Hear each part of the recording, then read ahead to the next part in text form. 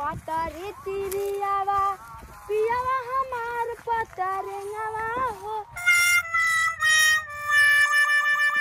दीदी जी ये कौन बेरा आज खेत में आइले के राव दे है कि का हो? इतना देखत इन ठंडा पड़ल बा तब रो खेत में बानी। अच्छा तू हो का कहीं ये छोटकी हमरा कौन शौक लागल बा कि ये खेत में जाड़ा पाला में आई। हमरा घर में ये कुछ मन नहीं खिला मन करता कि कहीं डूब के मर जाई का करे। आई हो काहे रुआत नी जी बाहर आई तो आई आओ तनी रुक।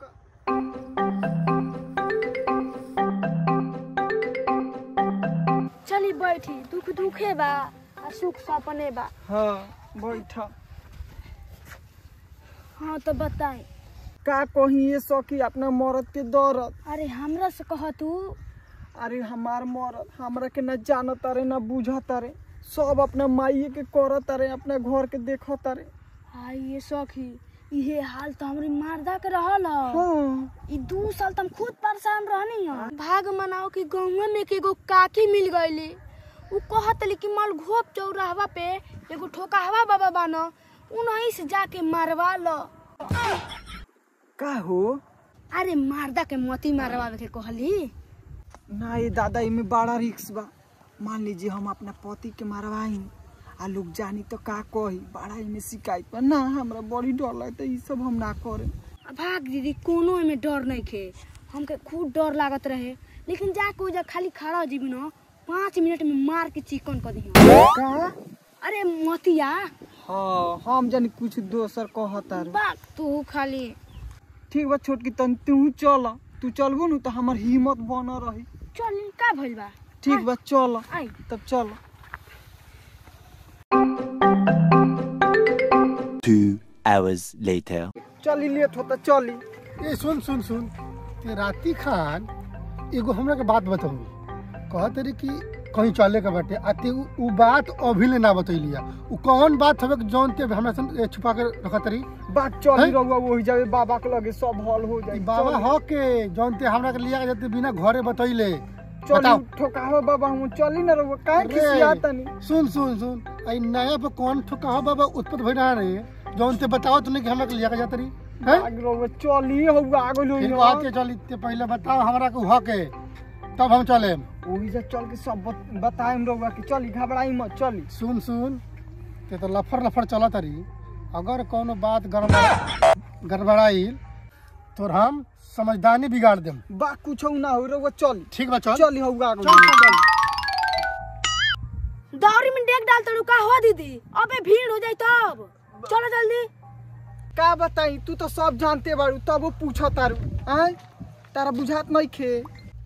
अरे ई के हुआ रहुआ चुपचाप चली चला हो चल चलो।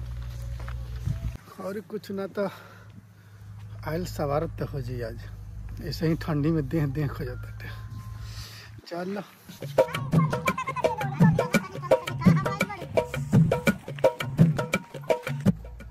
रहुआ रुकी यही जा रही हमके जब बुलाएम सुन तब रहुआ आए हैं। ठीक हो चल।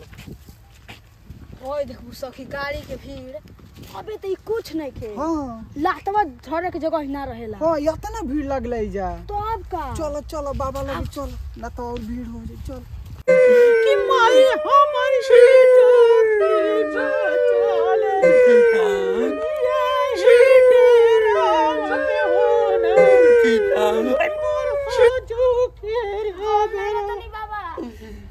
खुश रहो बच्चा मेरे डेरा में तुम दोनों का सुहाग रात है। स्वागत है बैठो बैठो। बताओ क्या समस्या है? ए बाबा जो हमारी बेर मारले रहनी उहे मार दी नहीं ना में। अच्छा मतलब इसको भी मरवाना है? नहीं बाबा हमारा के ना हमरा पति के मोती मारे के बाद। हाँ हो तर पति ये के हम बात नहीं कर सूत करे तो खप्पर फाट गल मुहे कर खल लाग गल टाइम रहे भूत परे रास्ता घाटी गुनी गुनी गांड बात लेनी चली भूल के भाई रात के पहिया टूट जाई हो इज्जत के सवाल बा खड़ा बनी खड़ा बड़ी भाई खड़ा बनी बेटा हां खड़ा बनी खड़ा रही हम भाई ए ओ घर के दुहाई सरे शराब पी के हराम के लिए शमशान घाट में हड्डी चबैले सर ए सरी का ई का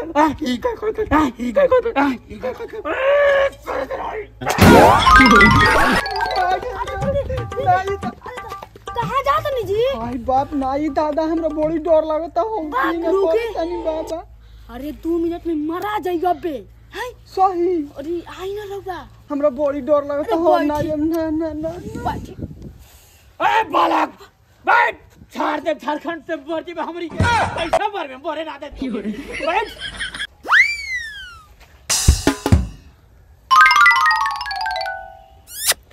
हाँ बच्ची ये ऊपर वाले की रहमत है और तेरे बातों से हम सहमत हैं। तो बच्चा हमके वचन दे कि जौन जौन कहा तुम सही सही जवाब देबे ना। हम देम बाबा। लेकिन इनमें हमार तो 50-50 के मामला रही। हाँ बाबा। तेरी पति के पति हम भ्रष्ट कर दे। हाँ इतना भ्रष्ट कर दे कि तो लुगा साया ब्लाउज सब होई। ऐसे कि हम भारत सरकार के मान्यता प्राप्त बाबा हैं।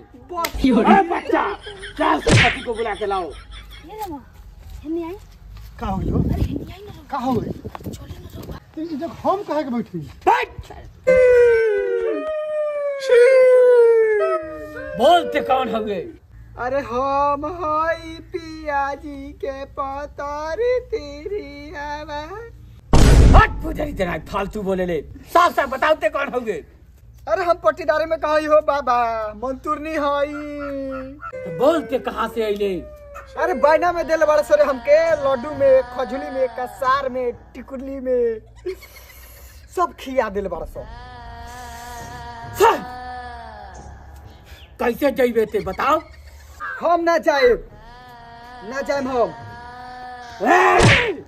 ना जइबे जइबे कि ना जइबे बोल। चल जाए लेकिन हमरा कुछ चाहिए। का चाहिए बताओ जल्दी। हाँ चल के आई। अरे बाबा